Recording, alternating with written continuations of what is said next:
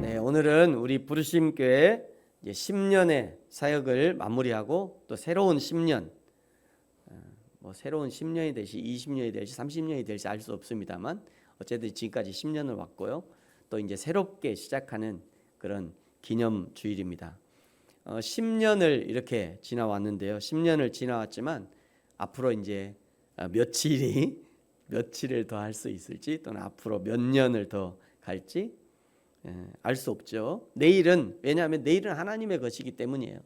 제가 오늘 내일을 아무리 약속한다 해도 하나님이 허락해 주지 않으면 내일은 사람의 것이 아니라 지나간 날은 사람의 것인데 내일은 하나님의 것이에요. 내일은 하나님의 것입니다. 그래서 이제 알 수 없지만 그저 하루하루 맡겨주신 날들을 성실하게 또 사명을 감당하면서 살아가는 것, 그것이 우리의 삶이 아닌가 생각합니다. 제가 이게 사진을 이렇게 정리하다 보니까 별 변함이 없어요. 이때나 여기나 비슷해요. 근데 가만 생각해 봤어요. 변함없는 것이 감사한 일이다.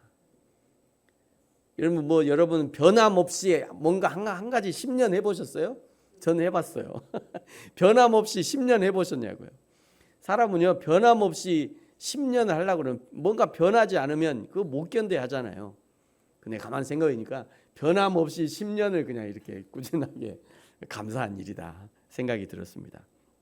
그래서 오늘 여러분 주보의 일면에 보시면 제가 이렇게 써놨어요. 주보에 뭐라고 썼냐면 이렇게 부르심 따라 여기까지, 부르심 따라 변함없이. 그러니까 하나님의 부르심 따라 우리 오늘 여기까지 왔고요. 또 하나님의 부르심 따라 변함없이 내일도 이 길을 걸어갈 겁니다. 하나님의 부르심 따라 여기까지 왔는데 또 변함없이 하나님을 따라가기를 또 각오하는 마음으로 여기 이렇게 기록해뒀습니다. 저와 여러분이 여기까지 하나님 따라 온 것처럼 내일도 변함없이 여호와 하나님을 따라 또 믿음의 길을 걷는 저와 여러분이 되어지기를 예수님의 이름으로 축복합니다. 일반적으로요 마태복음, 마태, 마가, 누가, 요한을 사복음서 이렇게 얘기합니다. 둘 다 이제 복음 붙어 있으니까 4개의 복음서다. 그래서 사복음서 이렇게 얘기하는데요. 이 사복음서를 가리키는 단어가 하나 더 있어요. 그것은 공관복음이다 이렇게 이야기하는 것이 있습니다. 공관복음이라는 것은 같을 공, 볼 관 해서 같이 본다는 거죠. 예수 그리스도의 생애에 대해서 같은 견해를 가지고 같은 내용을 기록하고 있다 이런 의미예요. 그래서 공관복음은 이렇게 마태부터 마태, 마가, 누가, 마태, 마가, 누가까지를 공관복음이다.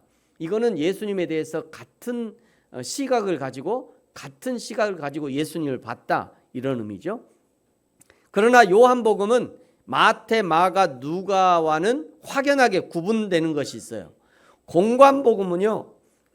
공관복음은 예수님의 인성을 주로 기록했다고 하면 죄송합니다. 공관복음은 예수님의 인성을 주로 기록했고요. 요한복음은 예수님의 신성에 대해서 기록했습니다. 공관복음은요 사건을 있는 그대로의 사건을 실어서 마치 뉴스와 같은 보도라고 하면 요한복음은 자기의 시각을 거기에서 시각을 집어넣어서 마치 사설과 같은 그런 복음서다 이렇게 말할 수 있습니다.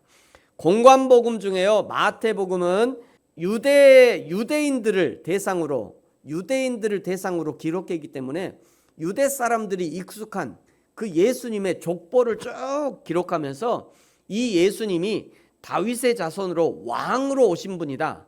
그래서 왕으로 오신 예수를 마태복음이 기록했고요. 마가복음은 로마 사람들을 대상으로 섬기는 종으로 오신 예수 그리스도를 기록했습니다. 누가복음은 유일하게 이방인으로서 그리스도인을 대상으로 사람으로 오신 예수 그리스도를 기록한 복음서입니다. 그러나 요한복음은 1장 소두에서부터 창세기 1장 1절보다 더 앞선 태초를 기록하면서 예수님이 창조자이며 말씀으로 다스린 하나님이시라고 증거하면서 성경 전체를 집약한 진리를 기록하고 있어요. 사도 요한이요 이 복음서를 기록한 데는 두 가지 아주 뚜렷한 목적이 있었습니다. 요한복음 20장 31절 같이 한번 읽을까요? 네, 같이 한번 읽겠습니다. 시작. 오직 이것을 기록함은 너희로 예수께서 하나님의 아들 그리스도이심을 믿게 하려 하며 또 너희로 믿고 그 이름을 힘입어 생명을 얻게 하려 함이니라. 아멘. 첫 번째는요. 첫 번째 이 요한복음을 기록한 목적은 예수 그리스도가 하나님의 아들, 참 하나님이라는 것을 알게 하는 것이 첫 번째 목적이라는 거예요. 여기 하나님의 아들 이 얘기는 예를 들면 내 아들이 있으면 아들이 없는데 내 아들이 있으면 아빠가 사람이면 이 아들도 사람이라는 얘기죠. 아빠가 다른 것이면 얘도 다른 거겠죠. 근데 얘 내 아들이에요. 이 얘기는 얘는 나랑 똑같은 사람이에요. 이런 의미예요. 그러니까 하나님의 아들이다 이 얘기는 하나님처럼 똑같이 하나님이다 이런 의미예요. 그러니까 이제 이런 부분에서 이제 신학적으로 들어가면 좀 복잡하긴 합니다만 어쨌든지 하나님의 아들이다 이 얘기는 예수님이 곧 하나님이다 이런 의미가 있는 겁니다. 그러니까 이 요한복음을 읽으면 예수 그리스도가 하나님이심을, 예수 그리스도가 창조주 하나님이라는 것을 알게 된다는 거예요. 두 번째 요한복음을 기록한 목적은요, 그 이름 예수 그리스도의 이름을 힘입어 생명을 얻게 하려는데 그 목적이 있습니다. 오직 예수 그리스도만이 영원한 생명을 주시는 구원자가 되심을 알게 하려는 목적이 있는 거예요. 오늘 요한복음 1장 1절은요, 이 하나님의 말씀이 언제부터 있었나를 우리에게 알려줍니다. 1장 1절입니다. 같이 한번 읽을까요? 시작. 태초에 말씀이 계시니라. 이 말씀이 하나님과 함께 계셨으니 이 말씀은 곧 하나님이시라. 여기서 말씀하시는 이 태초란 천지창조 이전을 말씀합니다. 창세기 1장 1절에 등장하는 태초보다 더 앞선 태초를 말씀하는 거예요. 그래서 이 부분을 신학자들은요, 선재하신 그리스도, 먼저 계실 있을체, 그래서 먼저부터 영원 전부터 계신 예수 그리스도를 표현한다고 얘기합니다. 2절에는요 이제 이 단어들이 변경되어 1절에서는 말씀이, 이 말씀은 이렇게 얘기하다가 2절에서는요 그가 이렇게 바뀝니다. 그가 태초에 하나님과 함께 계셨다 말씀하죠. 여기에 말씀하시는 이 그는 예수 그리스도를 가리키는 거예요. 그러므로 예수 그리스도는 천지 만물이 이루어지기 전부터 하나님과 함께 계셨다는 것을 알 수 있습니다. 하나님은 천지 만물을 창조하시는 그 창조의 전 과정에 함께 하셨음을 우리에게 알려주고 있는 거죠.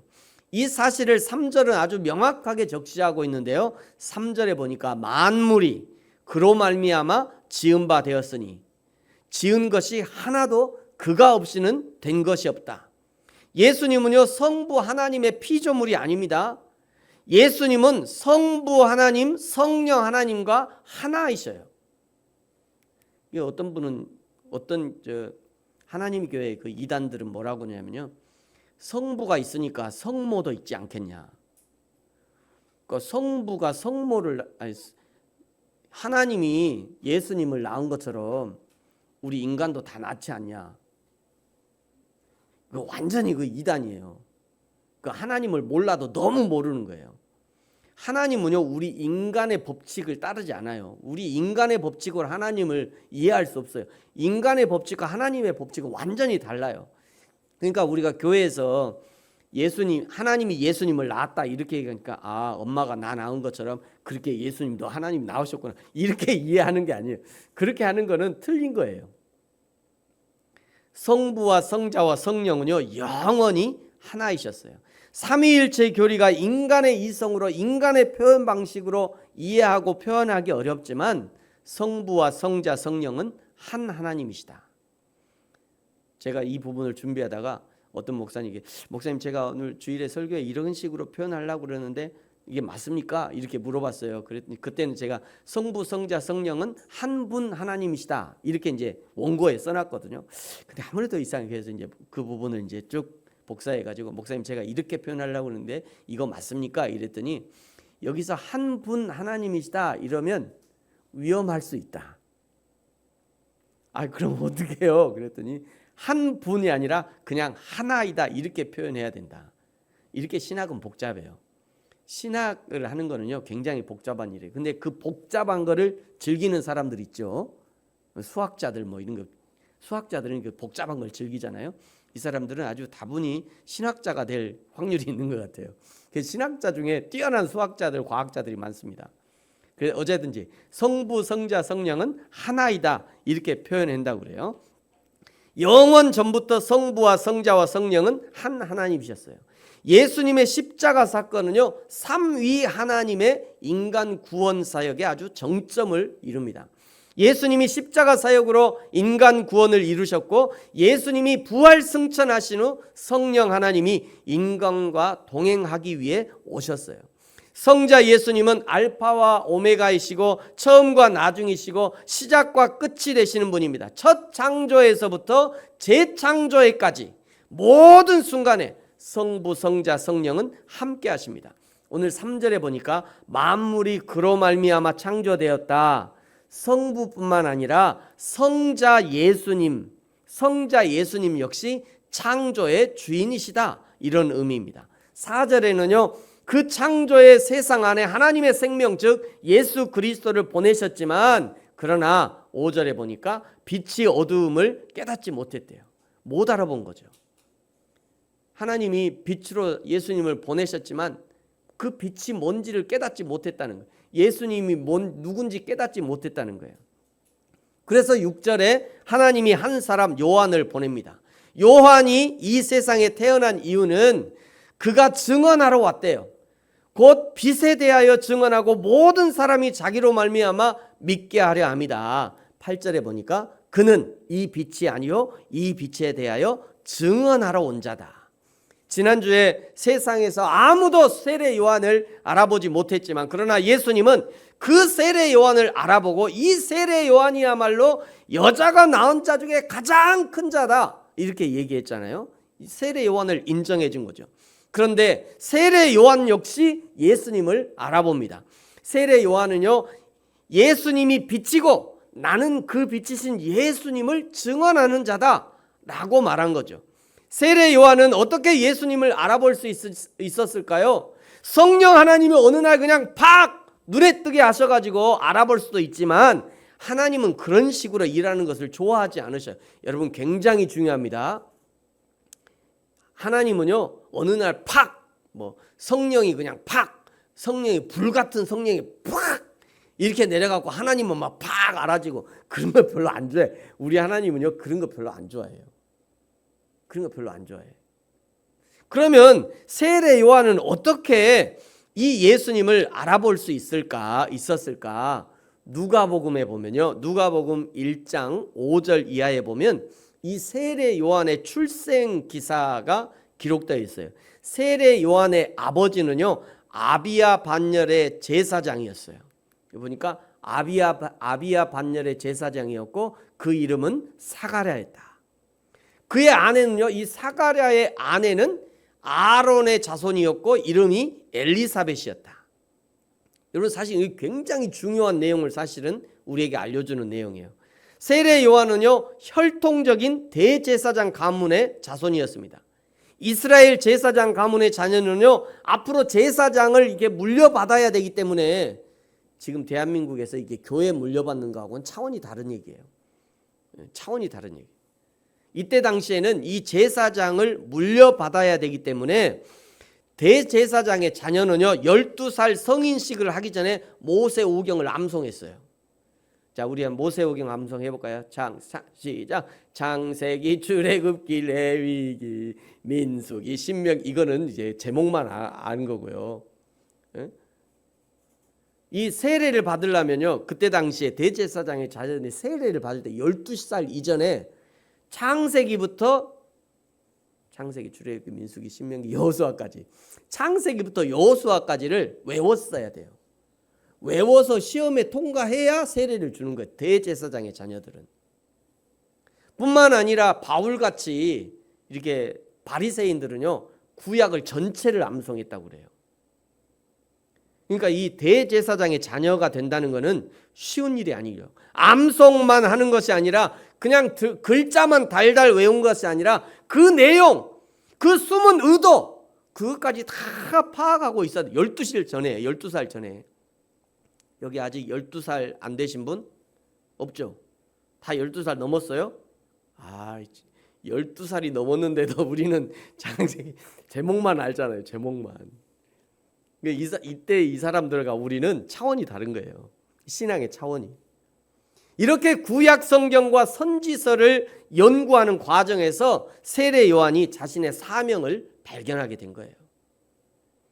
오직 그 사명에 충실하고자 광야의 전도자를 자청했던 것이고요. 그것이 곧 예수님이 오실 길과 연결되었던 겁니다. 여러분 가만 생각해 보면 사명은 어떻게 발견하느냐? 잘 보세요, 여러분. 사명을 어떻게 발견하느냐? 사명은요, 오직 성경을 통해서 발견할 수 있어요. 자기가 있는 그 자리가 사명의 자리인 것도 성경을 통해서 확증할 수 있습니다. 나는 분명 돈 벌러 그 자리까지 왔는데 오직 돈이 인생의 목적이라서 죽어라 공부해서 여기까지 왔는데, 그런데 성경을 읽다가 그 모든 것이 하나님의 뜻임을 발견하게 되는 거예요. 그리고 그 자리에 있는 목적이 바뀌게 되죠. 이전에는요, 돈이 목적이었는데 이제는 예수님의 사랑을 증거하는 그런 자리로 바뀌게 되는 거예요. 여러분 로마서 8장 28절에 이렇게 말씀합니다. 우리 같이 한번 읽을까요? 시작. 우리가 알거니와 하나님을 사랑하는 자 곧 그의 뜻대로 부르심을 입은 자들에게는 모든 것이 합력하여 선을 이루느니라. 아멘. 여러분 저는 원래 그 제과 제빵을 꿈꿨던 사람이에요. 저 빼짝 마른 사람이 접니다. 죄송합니다. 저 맞아요. 저 빼짝 마른 사람이 23살 때 저예요. 1993년에. 저는요, 우리 그 제과 학교 다닐 때 이제 얘는 60년 만에 50년 만에 100년 만인가 하여튼 50년 만에 하나 나올까 말까 하는 사람이다, 이런 얘기를 들었어요. 그리고 옛날에 제빵왕 김탁구 했죠? 딱 그때예요. 그때. 그런 그 제빵을 배웠어요. 근데 제가 조금 해보니까요, 고려당에서 이렇게 해보니까 그때 당시에 우리나라 제빵 업계가 정말 너무 형편이 없었어요. 제가 생각할 때는 우리는 책을 외우고 있는데 그 고려당의 최고 그 기술자 그 공장장은요, 옛날 30년 된 레시피를 이렇게 찾아가지고 이거를 이렇게 하고 있더라고요. 그래서 제가 속에서 그냥 울분이 울더라고요. 이래갖고 우리나라 제빵 업계가 이거 살겠냐? 우리나라 제빵 업계 이래서는 안 된다. 그래서 내가 꼭 공부해가지고 내가 이 대한민국 제빵 업계를 꼭 다시 살려놓으리라, 이런 마음을 가지고 제가 일본에 이제 유학을 가게 된 거예요. 근데 그 일본에 유학 가서 그 동경 한복판에서요, 이 교회를 만났어요. 요도바시 교회라고요. 일본 요도바시 교회. 여러분 누가 저기 가서 저 동경에 가서 저 교회를 만나고 예수님을 만나서 헌신을 결단하게 될 줄 누가 알았겠어요? 저도 몰랐어요. 그렇게 될 줄은. 근데 하나님은요, 모든 것을 합력하여 하나님의 선을 이루시더라고요. 신기한 일이에요. 여러분도 마찬가지입니다. 내가 지금 있는 그 자리가 하나님의 사명의 자리인 것을 확인하기 위해서 성경을 읽고 연구하고 하나님을 만나고 하나님께 물어보고 반드시 나를 여기 보내신 사명을 발견해야 돼요. 그것이 내 삶과 인생의 목적과 활력을 제공하는 계기가 될 거예요. 이전에는 죽고 못 살아 살았는데, 이전에는 죽지 못해 살았는데, 내가 여기를 박차고 나가면 나 어디 가서 누가 받아주나 불안해서 어쩔 수 없이 참고 살았는데, 근데 성경을 통해서 사명을 발견하게 되면요, 여기가 나의 사명의 자리였구나. 내가 바로 이것 때문에 내가 여기 왔었구나. 내가 이것 때문에 오늘까지 참고 있구나. 알게 돼요. 그러면 그때부터 그 자리가 바뀌어져요. 인생이 바뀌는 거예요, 인생이. 그래서 사명을 발견하는 것이 이렇게도 중요합니다. 마태복음 3장 4절에는요. 세례 요한은 낙타의 털옷을 입고 허리에 가죽띠를 띠고 음식은 메뚜기와 석청이었다라고 말해줘요. 아무나 세례 요한의 삶을 사는 것이 아닙니다. 석청이 맛있어서 그것을 먹겠어요? 메뚜기가 뭐 맛있어요? 옛날이나 그냥 고소하니까 그냥 옛날이나 먹었지. 요즘 누가 먹어요 메뚜기를? 에? 메뚜기가 맛있어서 먹는 게 아니에요. 낙타 털옷이 무슨 따뜻해서 그걸 입는 것이 아닙니다. 아까 얘기했잖아요. 세례 요한 제사장 대제사장 가문이라니까요. 잘 살 수 있어요. 얼마든지 호의호식 하면서 살 수 있어요. 그럼에도 불구하고 비록 자신은 불편하지만 그러나 내 안에 예수 그리스도의 오실 길을 예비하는 그 사명이 너무도 소중하기 때문에 약간의 불편함은 얼마든지 감수할 수 있었던 것이죠. 여러분, 사명에 눈뜨는 것이 가장 소중합니다. 가장 중요합니다. 예수 그리스도를 믿고 따르는 건 역시 마찬가지예요. 그리스도인으로 살아가는 사명을 발견해야 합니다. 등 떠밀어서 예수를 믿을 수 없습니다. 교회는 출석할 수 있겠죠. 그러나 진정한 신앙인은 될 수 없는 거예요. 세례 요한은요, 이 예수 그리스도에 대한 가치와 사명에 눈을 뜬 사람이에요. 그래서 7절에 이 세례 요한의 사역이 어떤 사역이었는지를 알려줍니다. 여러분 7절을 보십시오. 그가 증언하러 왔으니 곧 빛에 대하여 증언한다. 여기 빛이 누구냐면 예수 그리스도를 얘기하는 거죠. 이 예수 그리스도에 대해서 증언한다는 거예요. 모든 사람들이 자기로 말미암아 어떻게 하고 믿게 하려고, 모든 사람이 이 예수 그리스도를 믿게 하려고 이 예수 그리스도를 증언한다. 이것이 내 사명이다. 이런 의미입니다. 세례 요한은 그의 평생 이 사명을 잘 감당했어요. 주님의 오실 길을 예비하는 이 사명을 감당하기 위해서 세례 요한은 스스로 극한 절제함을 유지했던 것이죠. 누가 시켜서 한 것이 결것이 아닙니다. 여러분, 우리에게도 세례 요한과 동일한 사명이 주어집니다. 세례 요한은 주님의 초림, 처음 오심을 예비하는 사명이 주어졌다면 이 시대를 사는 저와 여러분에게는요, 주님의 다시 오심, 주님의 재림을 준비하는 사명이 주어진다는 거예요. 이 사명은 우리 모든 그리스도인에게 기본적으로 주어집니다. 우리 모든 그리스도인에게 기본적으로 주어져요. 이건 선택적인 사명이 아닙니다. 그리스도인이라는 그 이름 속에 이미 이 사명이 포함되어 있다는 거예요. 나는 종교가 뭐예요? 저는 종교가 기독교입니다.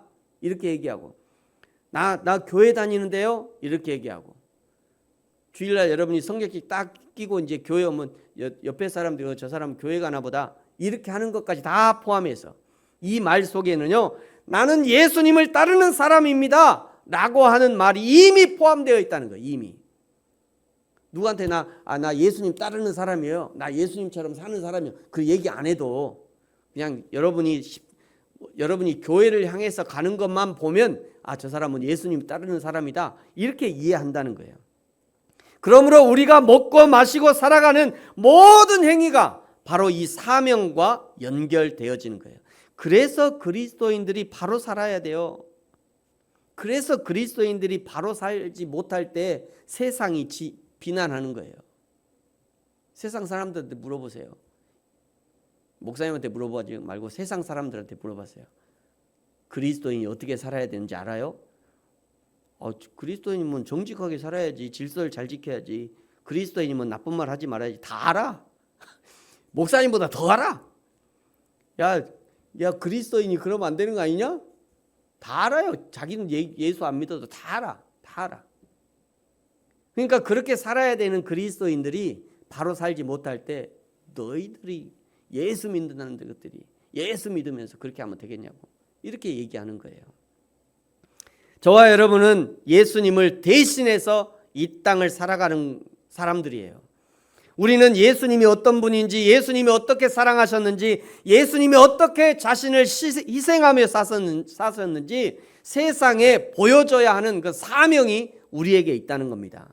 그것이 그리스도인의 사명이에요. 대부분의 사람들은요, 이 예수 그리스도를 알지 못했지만 그러나 하나님이 택하신 사람은 그리스도를 보게 되고 알게 되고 믿게 됩니다.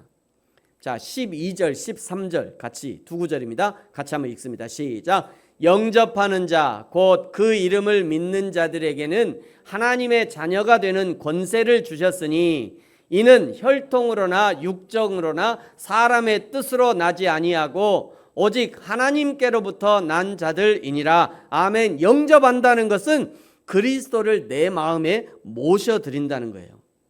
이것은 하나님의 신비에 속한 일입니다. 이것은 인간의 이성으로 설명할 수 없는 하나님의 기적적인 역사예요. 그래서 오늘 13절은요, 예수님을 영접하는 것을 혈통으로도 안 되는 일이다. 이거는 혈통으로도 안 되는 일이야. 이거는 육적인 욕심으로도 안 되는 일이야. 뿐만 아니라 이것은 사람의 뜻, 이성적 노력으로도 안 되는 일이다 라고 설명하고 있어요. 우리가 예수 그리스도를 믿게 된 것 역시 마찬가지입니다. 우리 중에 누가 혈연관계로 예수 그리스도를 믿게 되었습니까? 엄마 아빠가 가자고 하니까 어쩔 수 없이 갔습니까? 엄마 아빠가 예수 그리스도를 믿고 있으니까 나도 믿게 되었다? 아니요, 그럴 수 없어요. 그렇게 안 돼요. 혈통으로도 안 된다잖아요. 그렇게 될 수가 없어요. 예수 그리스도를 믿게 되는 것, 그것은요, 오직 하나님의 뜻과 계획으로만 가능해지는 겁니다.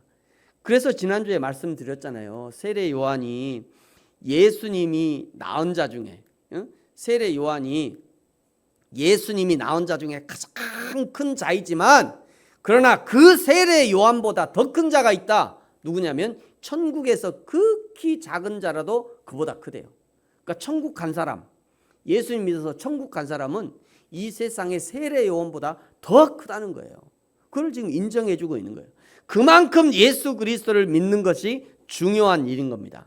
그러므로 우리는 날마다 이 하나님의 뜻에 순종하면서 날마다 하나님을 생각하고 날마다 성경을 기억하고 날마다 나 자신에게 말씀의 꼴을 먹임으로써 나 자신을 성장시켜 가야 돼요. 이게 굉장히 중요합니다. 나 자신을 내가 성장시켜 가야 돼요. 내가 해야 돼요. 그거는 내가 나 자신을 성장시켜 가야 돼요. 어린아이가 그냥 낳아주기만 하면 그냥 자라는, 우리 손주 아닙니다. 우리 손주 아직 어린아이가 그냥 낳아주기만 하면 그냥 자라는 것이 아니에요. 부지런히 엄마의 젖을 먹어야죠. 밥도 좀 크면 이제 밥도 먹어야 됩니다. 영양도 골고루 섭취해야 돼요. 우리 영혼도 마찬가지라는 거예요. 우리 영혼에 하나님의 양식을 공급해야 합니다. 그래야 내 영혼이 잘 자랄 수 있는 거예요. 어떻게 내 영혼에 영양을 공급할까? 예배를 통해서 공급할 수 있습니다. 그래서 스스로도 예배하지만 또 함께 모여 공동체로 예배하는 것이 그래서 유익해요. 공동체로 예배하는 것은 너무너무 중요한 일이에요. 함께 예배하면서 이 길을 혼자 가는 것이 아니라라는 것을 확인할 수 있는 거. 옆에 가서 누가 옆에만 앉아 있어도 힘이 나잖아요. 목사님이 혼자 개척해 우리 가족 4명 개척해가지고 4명이서 이렇게 하다가 성도들이 한두 명 늘으면 얼마나 힘이 나는 줄 알아요? 성도들도 마찬가지예요. 우리 교회 갔더니 나 혼자 그 넓은 교회 혼자 떨렁 앉아 있었는데 나중에 시간 보니까 점점 한두 명이 늘어 막 힘이 나잖아요. 그 똑같은 이치입니다. 그게 예배를 통해서 우리 영혼이 성장할 수 있게 되는 거예요. 함께 예배하면서 이 길이 나 혼자 가는 것이 아니구나 확인하면서 서로 격려하면서 이 길을 가게 되는 겁니다. 우리만 가는 것이 아닙니다. 로마서 8장 26절에 보니까요, 이와 같이 성령도 우리의 연약함을 도우신대요. 성령 하나님이 함께 가는 길입니다. 이 믿음의 길, 이 인생의 길을 끝까지 갈 수 있는 거예요. 성령님과 함께 말이죠. 어떤 어려움이 있어도 견뎌낼 수 있는 거죠. 성령이 함께 하심으로 하나님의 말씀도 깨닫고 하나님이 원하시는 신앙의 수준까지 성장할 수 있는 거예요. 성령이 함께 하시는 방법과 증거가 바로 말씀이에요. 자, 오늘 14절에 말씀합니다. 우리 같이 한번 읽겠습니다. 시작. 말씀이 육신이 되어 우리 가운데 거하심에 우리가 그의 영광을 보니 아버지의 독생자의 영광이요 은혜와 진리가 충만하더라. 아멘. 여기에서 말씀하시는 이 말씀은요, 기록된 하나님의, 첫 번째 기록된 하나님의 말씀, 두 번째는 선포된 하나님의 말씀, 세 번째는 내 삶으로 살아낸 하나님의 말씀을 모두 포함하는 거예요. 이게 굉장히 중요합니다. 그러니까 여러분, 성경 말씀만, 나는 교회 안 가고 집에서 성경 말씀만 부지런히 아니에요. 그것만이 아니에요. 그것만이 아니라 선포된 하나님의 말씀이 있어요. 뿐만 아니라 내가 내 삶으로 살아낸 하나님의 말씀이 있다는 거죠. 그 모든 것이 하나님의 말씀이라는 거예요. 그 모든 하나님의 말씀을 내가 먹어야 내 영혼이 건강하게 성장할 수 있다는 거예요. 사랑하는 성도 여러분, 하나님이 흙으로 사람을 만드시고 그리고 그에게 생명을 불어넣어 주신 사람이 어떻게 하나님을 알고 하나님을 기쁘시게 하며 하나님의 구원의 축복을 누릴 수 있는가? 그것을 오직 말씀이신 예수님을 만나야 하고 그 예수님을 믿음으로 구원의 은혜를 누릴 수 있는 것입니다. 여러분, 하나님은 지금도 우리와 함께 하십니다. 오늘 이 예배 가운데 이미 함께 하고 계셔요. 말씀이신 하나님이 예배하는 우리 한 사람 한 사람을 만나시고 만져주고 계십니다. 예수 그리스도가 있는 곳에 구원의 역사와 치유의 역사가 일어나는 것이죠. 우리 부르심 교회를 통해서 지난 10년간 다양한 사역들과 방법들과 초청으로 하나님의 구원의 복음이 선포되었습니다. 앞으로도 계속해서 하나님의 복음을 선포하는 사역들이 진행될 거예요. 때로는 아주 직접적으로 막 예수 믿으시오, 교회에 오시오, 직접적으로 이렇게 얘기도 하지만 때로는 직접적으로 얘기 안 해도 보여줌으로 여기 교회가 있다고 하는 그런 얘기로. 제가 코로나 때요, 그런 전화를 가끔 받았어요. 어느 날 갑자기 우리 교회 안 나오시는, 우리 교회가 여기 있는 줄 아는 어느 집사님, 목사님, 네, 교회 아직 거기 있어요? 네, 교회 있는데요. 언젠가 요 장의자를 다 바꿨잖아요. 장의자 바꿀 때 막 장의자 밖으로 꺼냈더니 집사님이 갑자기 전화 왔어요. 목사님, 이사 가세요? 아니요, 우리 이사 안 가는데요. 여기 있어요, 여전히. 저는 이제 제 작은 소망은 우리 이 아파트, 저는 요 아파트 단지가 우리 마을이라고 생각해요. 우리 마을이죠, 당연히. 그래서 우리 마을에서 저 정문에 가면 교회가 있어. 그 교회에 변함없이 있어.